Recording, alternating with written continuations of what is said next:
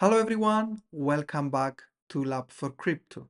Today we are going to have a discussion about Bitcoin and altcoins after halving. Before I tell you my outlook for the next couple of weeks and months, and especially until summer, I would like to ask about your forgiveness as I didn't manage to post any video for the last week. I was attending the blockchain week in Dubai, and as you may know, the weather there and the severe conditions didn't allow me to make a video. But I'm gonna share some photos from the event and also some videos from the global blockchain show that we were speakers at the event. And of course, as soon as I have the link for the recording of my talk, I'm going to share it to you. As many of you ask me if there is a way for you to view the talk. And now let's move to the interesting part, which is my outlook for Bitcoin and altcoins for the next couple of weeks and months.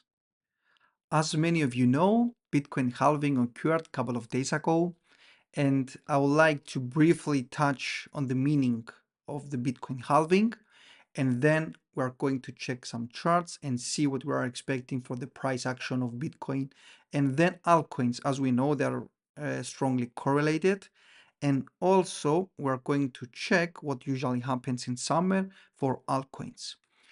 First, this is a graph of the QL multiple. And what this graph tells us is just the daily issuance of Bitcoin divided by the average for the last year. And you can see this dip. This dip basically tells us that is where the halving occurred. And from 900 Bitcoin, that it was the daily issuance from miners, now we have dropped to 450. So, just for people that don't know what halving is, in short means, and if I go to the inflation rate, when you see these drops, it means that the Bitcoin halving occur, and that roughly happens every 4 years. And if I zoom, you'll see that the inflation rate from Bitcoin was 1.73 on the 19th of April, and then dropped to 0.75 on the 20th. So many people mark this event to be really crucial for the crypto market, as it aligns also with macroeconomics and helps Bitcoin grow even further. Although you have many models showing that actually Bitcoin grow because of its adoption rate, because of the users that are continually adopting the blockchain and the Bitcoin ecosystem more specifically. And we will touch on these graphs in a bit. So, what we observe when that event occurs is that, for example, on the main on May 2020 was the last Bitcoin halving, and you will see again the pure multiple drop. Then Bitcoin, the blue line is the Bitcoin price. Bitcoin usually moves sideways and gradually increases in value in the next uh, 12 months, let's say, between 8 and 16, depends on the cycle that you are looking. If you go to previous values, you can see that there is a range where Bitcoin starts to get appreciated in price.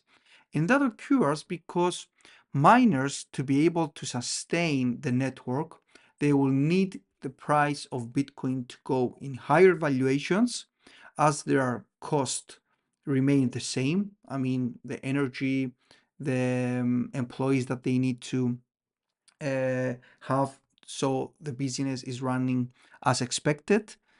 And as this drop happened, and from 900 Bitcoin, that was the daily issue, and now it dropped to 450, that means Bitcoin needs to gradually increase in price to compensate for this drop. The expectation to have all miners not having huge issues with their revenue is Bitcoin price to go at around 80K and above. But we will always check the data and see if this is going to happen. Like in the past. As Bitcoin, when this drop happens, and if we go to here the Puel multiple, which is an excellent model to find the undervaluation areas in Bitcoin, and we have it in the platform if you want to observe it, means that our expectation is Bitcoin, when we see this drop, and like here, Bitcoin to move sideways and then gradually increase in price. And especially when we have situations like the war that's happening now in the Middle East, and also in Ukraine and Russia, when we have these situations, Bitcoin tends to perform really well as it does not have any boundaries. And it's something that also Larry Fink stated, the CEO of BlackRock, that Bitcoin tends to be a flight to safety when you have these geopolitical issues. If we check some graphs, we know that Bitcoin from the all-time high that it reached recently, now it dropped. So from the 73K that it went, now it's hovering around 65. Not a really huge drop for in terms for Bitcoin history, but it was a substantial drop for people that are coming from the traditional finance. And what that tells us is that Bitcoin usually has a drop before the halving or after the halving. But now a lot of people think that the drop that we saw during the halving is the one that usually we see. And why we see this drop is because miners tend to take some profits for the expectation of the price increase of Bitcoin, the gradual price increase of Bitcoin in the next months. So they prepare with taking some profits from Bitcoin and waiting the Bitcoin price to go up, and therefore their business will be sustained with the profits that they took and wait for that 8 to 12, 16 months, depending on the situation that we are, because each cycle for me it's a bit different, but we see some patterns that tends to be the same. For me, the results that we saw from Bitcoin the last couple of months, and especially the last week, are really important as it really fast recovered from the 60K that it went when we had a capitulation, especially from the leverage trading, that it was huge, and it showed that it has some strength. But of course, no one knows if Bitcoin will continue to these values in the short term and move sideways or drop below the 60K. And that is why when I see Bitcoin visiting the bull market support band, if we check the key moving averages, so if Bitcoin is going to go close to the bull market support band, is a place that everyone needs to monitor, as that means when Bitcoin price is above that level, means we have an intact bull run. And as in any bull run, nothing goes always up or linearly down. We have this chopping around, and we need to monitor it. The 8-week SMA, it's really important as well to monitor, and this is where when Bitcoin dropped below this level, personally I accumulated some BTC at around 60K, which I thought was extremely cheap. Of course, it's not a financial advice, it's what I did, and also this is documented in our Telegram group. But because the markets are dynamic, you always need to check if you have anything changed in the fundamentals or in the geopolitical environment that we are now with the war between Syria and Israel. And that, of course, can affect risky assets. But for me, actually, Bitcoin, if you know how it works, is not that risky. But this is my opinion. If we check the FOMO level, which is a price point, which if Bitcoin is above, that means will always trigger more people to come into the Bitcoin ecosystem and try to accumulate. And this, we have a video specifically from the FOMO level if you want to check in more detail what it is. But in short, when the Bitcoin price is above this red line, that means we are expecting Bitcoin price to go between 200 and 400% above this value to be the top, let's say, of this cycle. And until now, we are above it. So again, we have an intact bull run. And if we move to the next chart, this is a price power law model, which the reason that I wanted to show you that is for people that are in for the longer run, even for the medium run, what you can observe is that Bitcoin tends to go up with time. And the fit, which is the equation that describes the price of Bitcoin, the expected price of Bitcoin, now sits at 66.26K. And the actual closing price of Bitcoin on the 21st was 65, let's say. So we're really close. We're hovering on the fair value, let's say, of Bitcoin based on the price power law model. And for me, that it's more than okay. Bitcoin needs to solidify its ground and then start to move to higher values, as we usually see on a full steam bull run when you have this frenzy. And for me, the catalyst for that actually will be the rate cuts. And that is the only uncertainty part that people are starting to speculate on, that actually because the inflation is a bit sticky, that means that people were not going to start to accumulate risky assets, and therefore they are expecting a drop in altcoins, especially in summer times. If we check the data, we'll see that that has some merit on it, because usually in summer altcoins tend to not do really well, and you can see that especially in the last cycle when Bitcoin was at 58, 59 in May, and then in summer times it dropped to even, let's have it, 21. So actually had more than 50% drop. And even if we check altcoins, that was even more, as altcoins tend to bleed more when we have a drop from Bitcoin.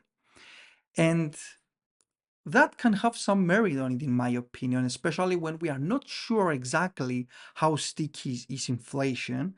And that is why that I have most of my capital in Bitcoin and not altcoins, as I will expect first Bitcoin to start a full steam bull run. I'm expecting Bitcoin to lead again the bull run. And if we go even to the altcoin index, I have it somewhere here, I think. But anyway, let's write it. The altcoin index, you will see that we are briefly even moved to the Bitcoin season a couple of days ago. And now we are hovering in the region where it's not either a full Bitcoin season, which means you accumulate Bitcoin, but of course we are far away the orange, the purple line, which is the 75 mark, which is the altcoin season.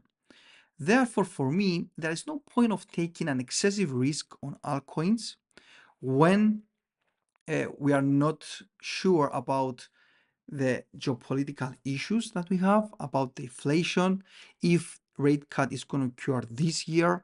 Because for me, if there is not going to be any rate cut this year, I am expecting a big drop in the crypto market, as Bitcoin and crypto tends to flourish when we have a quantitative easing scenario. Therefore, always the market is pricing in before these situations. That's why we saw also the S&P 500 going to new all-time highs, Bitcoin as well, as the markets were suppressed during this quantitative tightening period, and they are pricing in the quantitative easing. And I'm saying that for the medium term, of course, as someone which is a long-term investor in Bitcoin, for example, it doesn't care about these short-term moves, and it's accumulating Bitcoin when it thinks or she thinks that is a good time, and DCA in and out depending on their liking without caring about the day-to-day news and these geopolitical issues and in general the inflation and the rate cuts.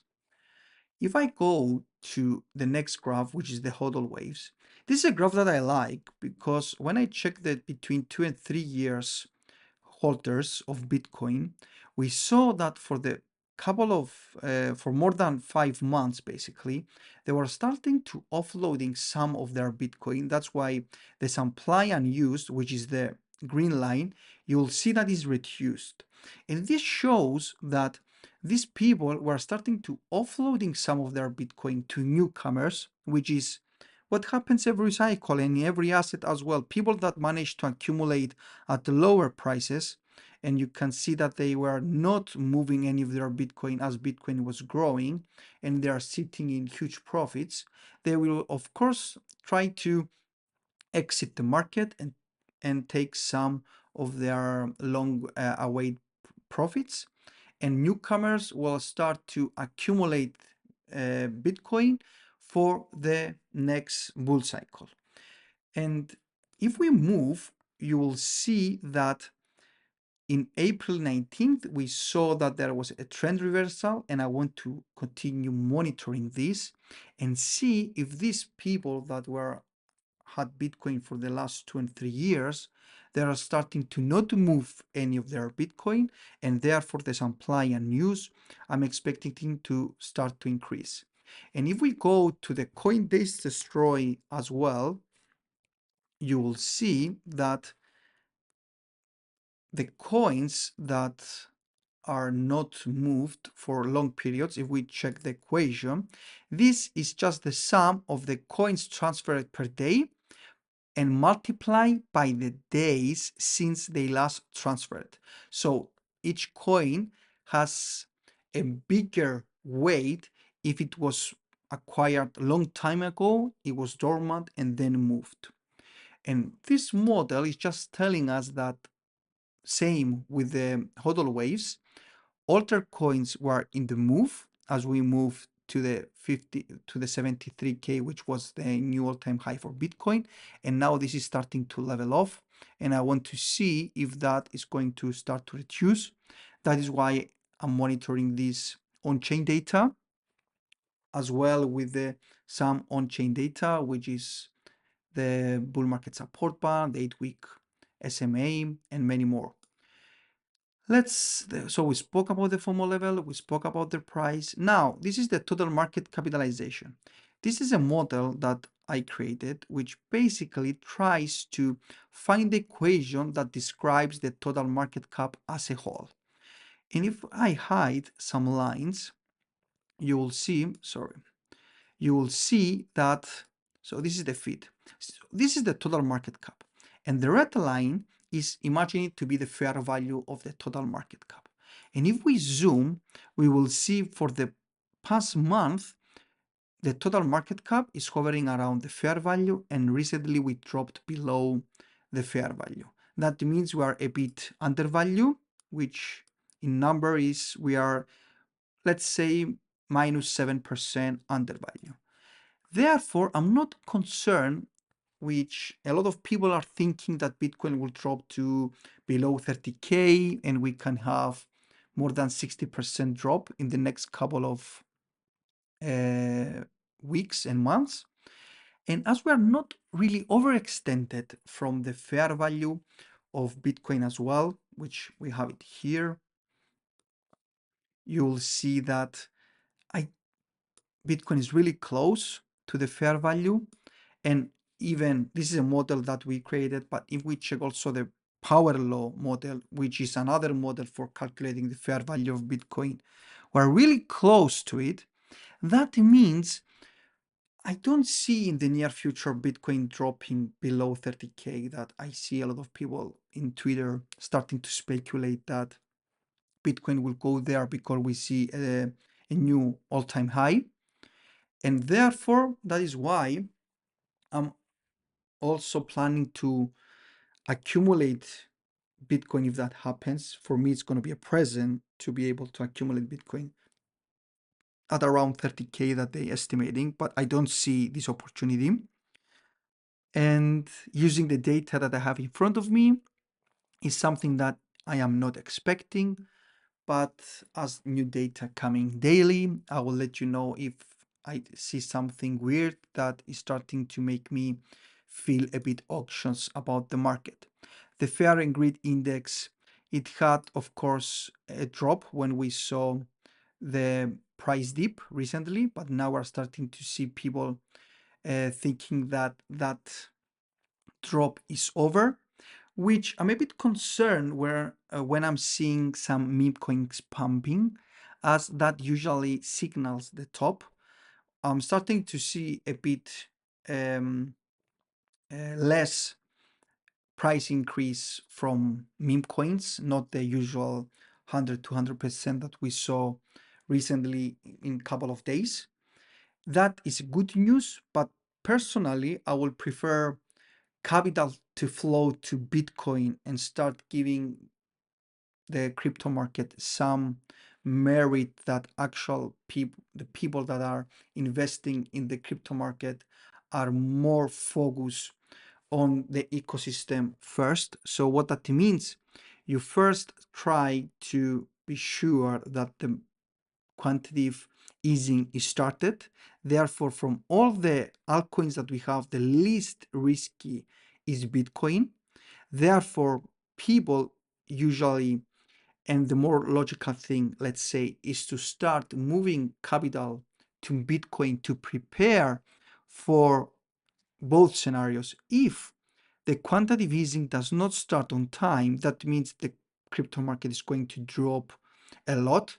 And therefore, if you have the capital in Bitcoin, the drop that you will take is less compared to an altcoin or a meme. If, for example, Bitcoin dropped 10-15% in a day, that means an altcoin will drop probably between 30 and 50%. And we saw that recently. Therefore, you protect your capital by having it in Bitcoin. And if actually the rate cuts occur, I'm expecting also the ETFs, the spot ETFs and Bitcoin holders, especially long-term holders, to accumulate again and drive the market to higher valuations, and then start to move capital to altcoins when we are sure that the economy is healthy and everything is moving like in the past, where we saw crypto and risky assets in general flourish when we have a quantitative easing scenario.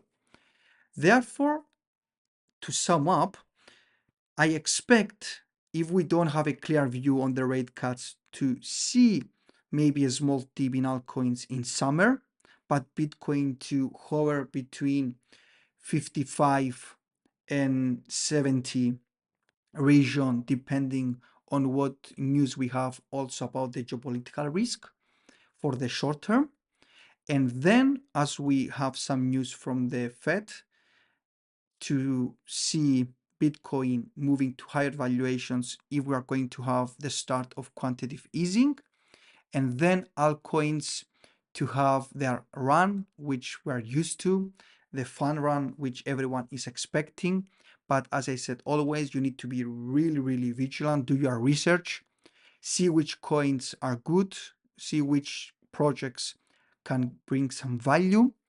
And before I close the video, I expect also some price appreciation to the three merging coins, which are going to have the ACI token, the Artificial Superintelligent Alliance, which is HIX, FET, and Ocean, which usually the market tends to have a hype when we have these events.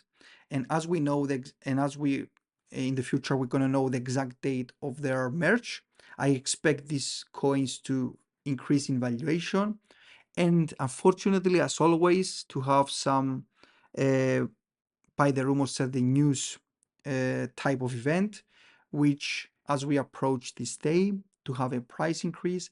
And as we get really, really close to the day or on the day, to have some price dip and people preparing to move some of their capital to either USDT or Bitcoin to protect it, as this is really bullish for these three coins to be able to merge and be able to create the new best AI coin of the market, as these projects are really good in their field, but always synergies can go wrong. And therefore, I think the market is going to price in that as well.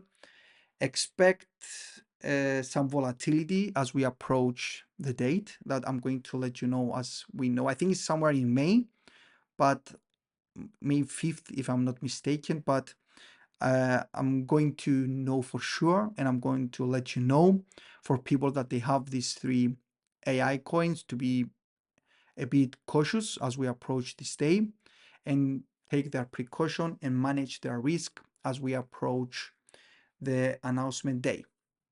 I hope I cover a bit the after halving era of Bitcoin and altcoins. And until next time, bye bye.